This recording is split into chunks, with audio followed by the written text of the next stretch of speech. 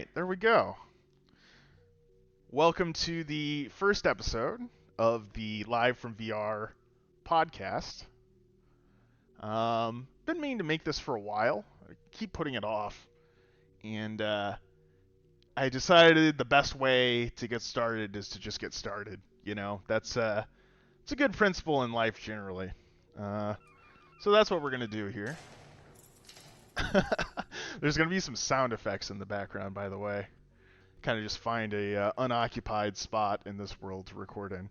So anyway, welcome to the podcast, guys. Welcome to the first episode of the podcast. Um, yeah, my plan here is to kind of experiment with some different formats. This format is going to be me walking through a VR chat world and eventually finding a spot to sit down and record the rest of the episode. I think it's going to have pros and cons, but I think we've already realized one of the cons is just me getting sort of distracted like I would normally get on a stream. So hopefully it's not too boring to listen to here.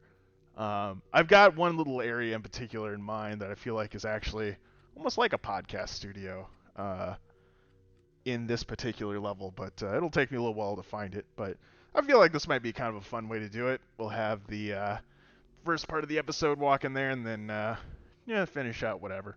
So anyway, yeah, I want to do longer episodes here. That's the plan anyway. I like really long form podcasts, and I'd also like to do some episodes with guests. We can hope to see that in the future. Some VR developers, or I don't know, just really no limit there on who the guests might be. Just interesting, fun people who we think might be good guests on the podcast. Boy, on I'm sure there's gonna be an audio version and a video version. Let me tell you, on the video version, I'm just lost here. I can't remember what the next turn is to get out of this room, but I'm sure it's in here somewhere. I just found it. Wonderful. So yeah, couple things that I wanted to talk about. They've kind of been queuing up here as I've been thinking. Eventually I'm going to get around to recording this first episode. Both on the VR front and the AI front. On the topic of VR headsets, we recently had the Vision Pro come out. Pretty exciting headset here. Not something that I'm personally going to buy. Not really in the Apple ecosystem with all the iPhones and devices and whatnot, but it honestly seems like a great headset and a great step forward for the ecosystem. And all the reviews that I've seen have been pretty positive. I mean, I've heard of some people returning them here and there, like some comfort issues. I've already seen some people doing mods with the headset as far as making it more comfortable. I think that is probably the move. Even though that's a surprising thing to do with an Apple product. Usually they're pretty good about design. You think about something like the original iPhone and what the ergonomics of it were, not bad, but it's still early days for this headset. But no, I've been very excited to see what they've done with it so far. I'd love to try one. I think you can walk right into an Apple store and try one, which I have not done, but I probably should. The other thing that I wanted to talk about was this new release from OpenAI called Sora. Have you guys heard of this? It just came out a couple days ago. It's kind of been, going crazy on Twitter, but I haven't seen a whole lot else about it online just yet. So how you have Stable Diffusion or Midjourney for generating images. Sora generates video, and it's surprisingly high quality. I think this is the wrong. No, this is right. Okay. It's you got to look this up. I'll drop a few links in the Discord. Maybe I'll overlay some of the video over on top of this when I'm editing the podcast. It's photorealistic though, high definition. It is still, kind of weird and janky in the way that AI stuff tends to be. where you can, there are strange artifacts. It reminds me a little bit of that movie Tenet. Oh. Okay, well that's gonna help. I just just jumped off by accident for those who are only listening. Um, funny. Okay. Let's see. I gotta remember how to get back the way that I just went. Yeah, I'm starting to see some disadvantages of recording it this way. Although honestly, I tried recording something else in VR, and I did it just sitting at a desk, and it was like, this is really boring, just sitting here and staring at a wall. So, I don't know. We'll see. Like I said, I'm going to experiment with some different formats. But anyway, yeah. So this new Sora thing, it's not available to use yet. It's still in like a very limited preview state. I don't know if even anyone outside of OpenAI has access to it. If you go to Sam Altman's Twitter page, you can see he made a post where he allowed people to, submit prompts to see what they would look like, and you can go see people, typing these crazy things and what Sora comes out with. It really does feel like another like Dolly moment, if you remember when that came out, where it's just very strange. It's just very, very strange to be able to type in a prompt and have AI generate a video for you. Weird world. There's also, I was tweeting about this earlier today, there was also another somewhat less reported feature with Sora, which is that it can not only generate video, it can, in some cases, where the training data is good enough, it can generate gameplay and essentially control that gameplay. So it's like it's generating an AI. I don't want to say game exactly, but video that looks game-like, and then it's also controlling the player. Can I jump down there? I can't remember how to get down from here. So the example that they use is Minecraft. There's a video of that as well, of AI generated Minecraft gameplay. Both the game engine is AI generated, and then the actual player movement is AI generated. Really weird, really interesting, very exciting. That we'll hopefully get access to that soon to be able to try it out, and then hopefully we'll see the same kind of stuff that we did with Midjourney and Stable Diffusion, where we'll see third-party tooling come out, be able to generate open source versions of these. Though I shudder to think what the compute requirements might be to generate videos, though, because just to do images is, I don't know, can take a lot of resources. Although there are some models now. Some of the Stable Diffusion models are actually really impressive with how many images they can generate with even fairly modest GPUs. Which, by the way, if you have a gaming PC, which if you're watching this, there's a decent chance that you do. Highly recommend just messing around with Stable Diffusion. It's got a pretty big learning curve, but it's really fun. And you're actually learning about AI, to do it, at least at a basic level. And there's sort of more buttons and switches than you would expect. It feels a little bit like Photoshop or something like that, where the expectation is that you just type in something and it outputs a really good-looking image. But you wind up having a lot of choices. Things like getting good at the skills of being able to edit the images is different than the initial prompts. There's something called inpainting that allows you to do that. You do styles and themes and things. There are these things called LoRa's. That's another good example. It's almost like a theme for Stable Diffusion that you can download, where it'll be trained on pretty much anything you can imagine. There's a website called Civit AI that has a bunch of these LoRa's where you can kind of go and browse them. And It's a bunch of stuff. It is a bunch of stuff they've got it trained on. Because just like anyone can upload it. But anyway, the point is, you can. It's like a real skill. You know, it's a skill that you can kind of develop and get better at. And the output is like just really cool looking images. And if you happen to have a gaming PC already, which technically Stable Diffusion works on, just like laptops with, regular CPUs as well, but it's gonna be a lot slower. If you've got a, pretty fast GPU ready to go, then it's gonna be pretty quick. All right. So this is what I had in mind. Oh no, the music. Oh no. Well, I can just turn that off though. Hold on. Let me turn off the music. We don't need music in the background here. Let's see. Although that's going to turn off some other stuff too if I do that. That's a little annoying. Well, this makes this kind of less good then. That's sad. Oh well. This is what I had in mind. I'm like, this is where I'm going to record from.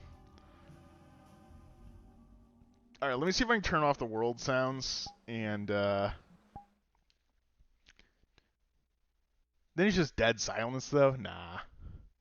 Nah, we'll keep looking. Maybe somewhere in here we'll see more appealing. It's been fine doing the walking podcast, as they say, too. I haven't really minded this. So anyway, yeah, that's Sora. It's kind of one of the more interesting AI things that's come out lately, though I will say probably not the most interesting. Google is announcing that they've got something that is GPT-4 competitive now, with a really long context window. So the context windows are kind of interesting in that, like with the current models like GPT-3 or GPT-4s, like ChatGPT, when you hear about that, the models that you would use there, the context length has improved a lot, where you can paste in like a whole news article. I'll use ChatGPT this way a lot, where I'll paste in a news article and say, "Can you summarize this for me?" As like a way to avoid clickbait, basically. But you can't paste in a whole book, unless it's kind of a short book, which is something that you can actually do now with some of the GPT models. So the announcement that Google made is that they have a 10 million token context window on their latest model, which means that you could paste in like dozens of books. It's actually really crazy. But it's going to change a lot of things, because a lot of the limitations around working with AI now are around those context windows and sort of like how complex an idea you can work with. At some point, I'd like to do a video series on the channel on learning to code while using AI. I think it's a lot easier today than it was even 5 years ago, just using some of the AI tooling, both for being able to ask questions on demand. That's really useful. But also having it generate the code. But there's a little bit of a skill to that, in knowing sort of the right questions to ask. Well, it's just like the Stable Diffusion thing that I was talking about. You anticipate, you hear AI coding, you think you're just going to type in, like, write the code for me.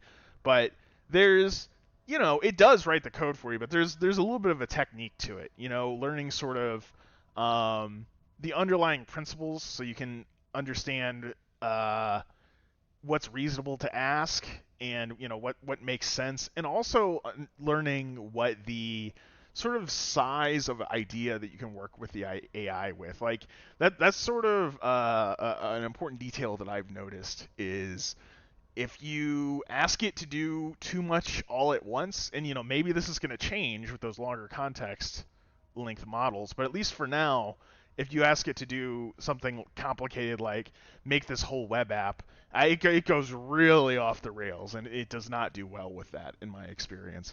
But if you ask it, write this one function, write this one small piece of the program, you can kind of work through one piece at a time. So at least in my experience with AI coding, you're sort of still the architect of the app, but you're having the AI do like each little bit of tedious work for you.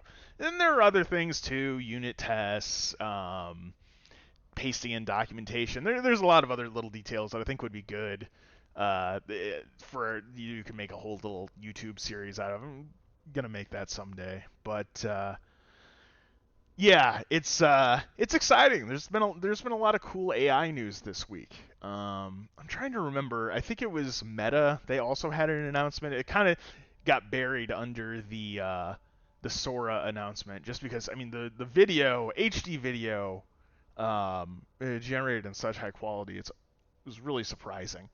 Um, but I think the Google context window announcement was just as exciting, really, probably more exciting. Uh, and then Facebook had, I think is it called JEPA? It was similar. It was like an AI vision model. I think they announced. I'll be honest though, I can't even quite remember the details of it. I guess I should go catch up on that as well. Maybe we'll save that for the next episode here. Um, let's see. Let's see. What else? What else? Is there anything else we need to talk about? Um,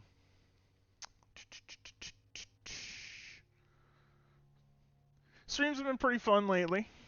Been playing a lot of Pavlov. Been playing a lot of Ghosts of Tabor. Probably mostly Ghosts of Tabor lately. I've actually just been kind of getting back to Pavlov. Stop by the Twitch stream sometime if you're watching the recorded version of this. Let's see. I'm trying to think. Is there any other AI stuff worth talking about? Any other VR stuff worth talking about?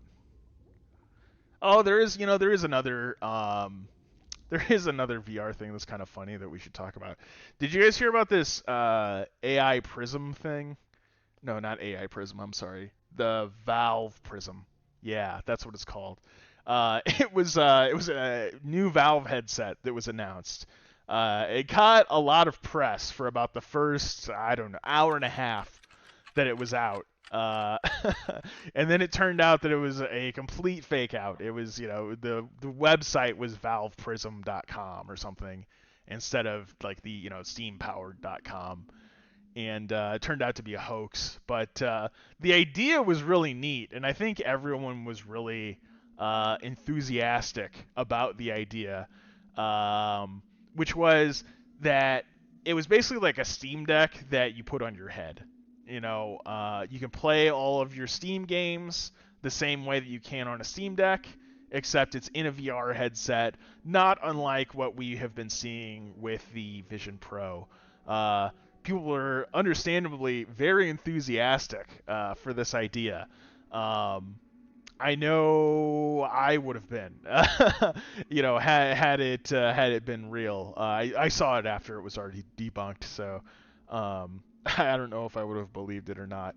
But yeah, I think it's honestly a sign of what could be to come, though, with the next Valve headset. We're still waiting for the Valve Deckard.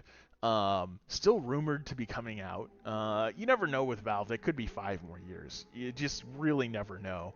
But also, I think with Valve, it could be 6 months. And that's what I would love to see is something like this hoax headset. Something where you can play your Steam games in it like you can the Steam Deck, which also I think is a great device, by the way. I don't have one, but I do plan on getting one eventually. Just for planes and stuff like that, you know what I mean? But I think that's where the Valve headset would be great too. Just so many hours of entertainment packed into the headset then, especially when one of the main problems of the headsets today, if you think about it, is there aren't that many games yet. And for me, of course, I'd rather play like an actual VR game than a flat screen game in VR, but that's still fun too.